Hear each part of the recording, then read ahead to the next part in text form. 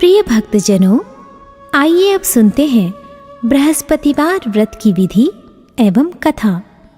इस दिन बृहस्पतेश्वर महादेव जी की पूजा होती है। दिन में एक समय ही भोजन करें, पीले वस्त्र धारण करें, पीले पुष्पों को धारण करें। भोजन भी चने की दाल का ही होना चाहिए, नमक नहीं खाना चाहिए।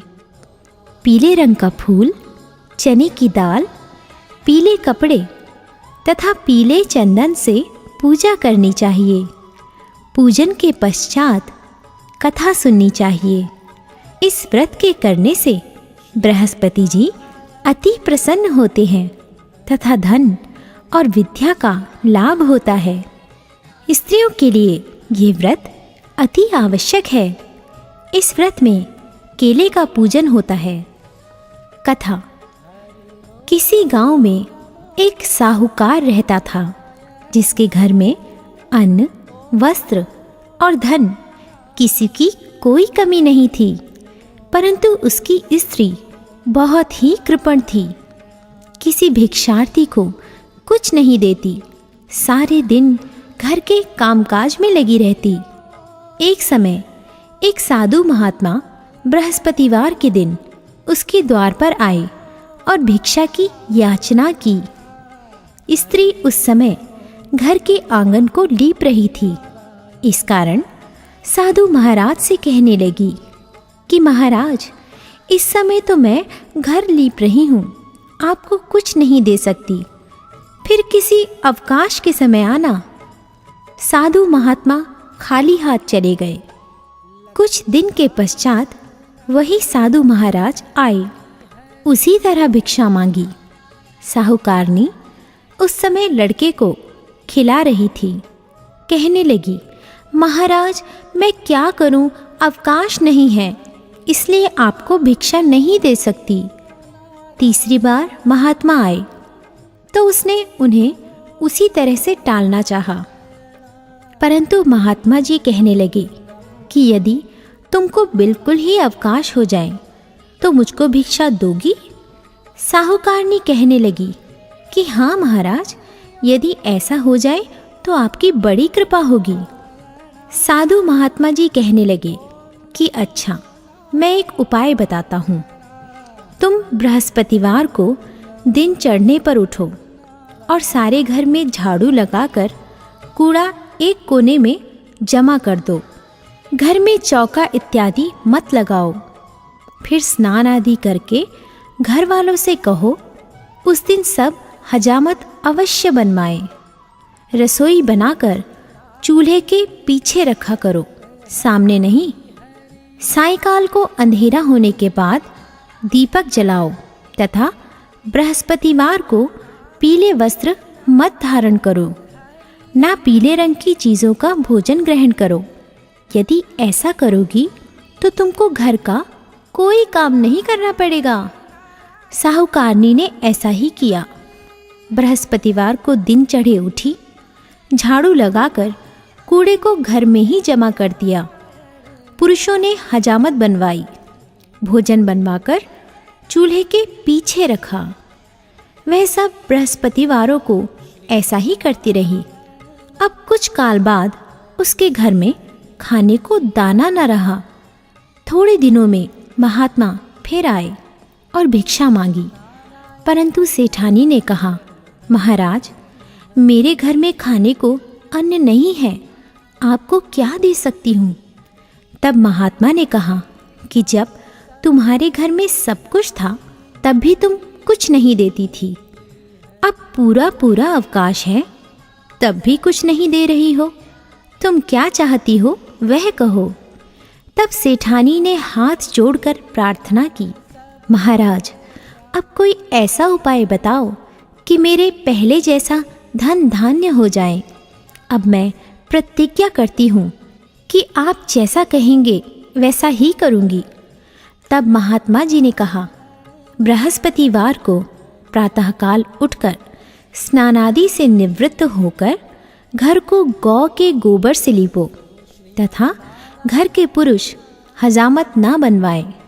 भूखों को अन्न जल देती रहो ठीक सायंकाल दीपक जलाओ। यदि ऐसा करोगी तो तुम्हारी सब मनोकामनाएं भगवान बृहस्पति जी की कृपा से पूर्ण होंगी। सेठानी ने ऐसा ही किया और उसके घर में धन धान्य वैसा ही हो गया जैसा कि पहले था। इस प्रकार भगवान बृहस्पति जी की कृपा से अनेक प्रकार के सुख भोग कर दीर्घकाल तक जीवित रही।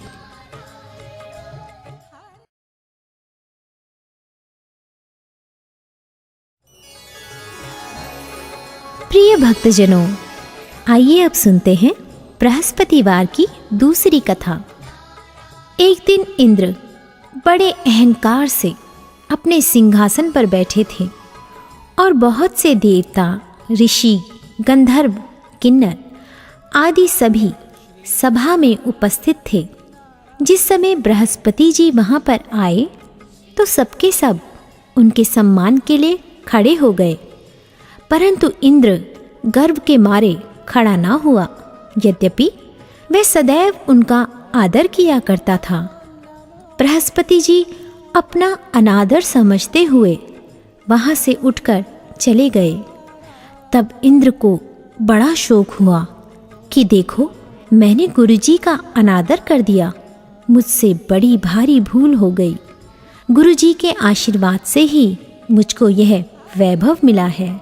उनके क्रोध से यह सब नष्ट हो जाएगा, इसलिए उनके पास जाकर उनसे क्षमा मांगनी चाहिए, जिससे उनका क्रोध शांत हो जाए और मेरा कल्याण हो।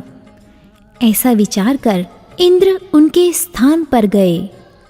जब बृहस्पति जी ने अपने योग बल से यह जान लिया कि इंद्र क्षमा मांगने के लिए आ रहा है, तब क्रोधवश उनसे भेंट करना उचित ना समझकर अंतर्ध्यान हो गए।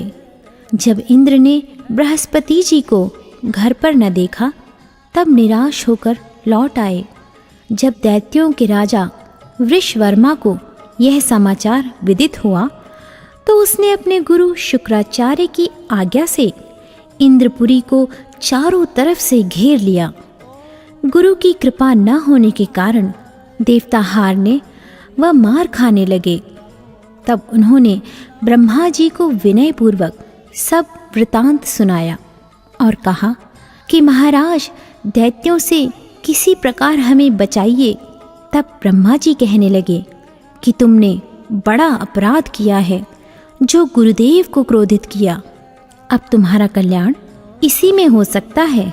त्वष्टा ब्राह्मण का पुत्र विश्वरूपा बड़ा तपस्वी और ज्ञानी है, उसे अपना पुरोहित बनाओ तो तुम्हारा कल्याण हो सकता है।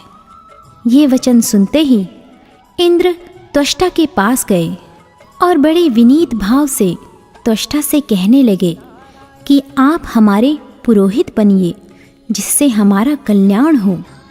तब त्वष्टा ने उत्तर दिया कि पुरोहित बनने से तपोबल घट जाता है, परंतु तुम बहुत विनती करते हो, इसलिए मेरा पुत्र विश्वरूपा पुरोहित बनकर तुम्हारी रक्षा करेगा।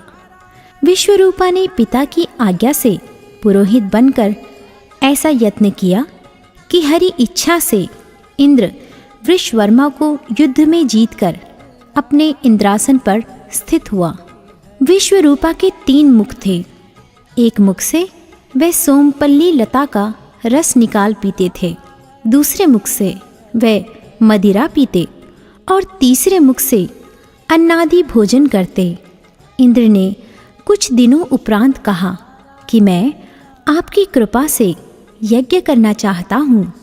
जब विश्वरूपा की आज्ञानुसार यज्ञ प्रारंभ हो गया, तब एक दैत्य ने विश्वरूपा से कहा कि तुम्हारी माता दैत्य की कन्या है, इस कारण हमारे कल्याण के निमित्त एक आहुति दैत्य के नाम पर भी दे दीजिए तो अति उत्तम हो। विश्वरूपा उस दैत्य का कहा मानकर आहुति देते समय दैत्य नाम भी धीरे धीरे से लेने लगे। इसी कारण यज्ञ करने से देवताओं का तेज नहीं बढ़ा। इंद्र ने यह वृतांत जानते ही क्रोधित होकर विश्वरूपा के 3 सिर काट डाले मद्यपान करने से भंवरा, सोमपल्ली पीने से कबूतर और अन्न खाने के मुख से तीतर बना। विश्वरूपा के मरते ही इंद्र का स्वरूप ब्रह्म हत्या के प्रभाव से बदल गया। देवताओं के 1 वर्ष पश्चाताप करने पर भी ब्रह्म हत्या का वह पाप न छूटा, तो सब देवताओं के प्रार्थना करने पर ब्रह्मा जी बृहस्पति जी के सहित वहाँ गए। उस ब्रह्म हत्या के 4 भाग किए, उनमें से 1 भाग पृथ्वी को दिया। इसी कारण कहीं कहीं धरती ऊंची नीची और बीज बोने के लायक भी नहीं होती।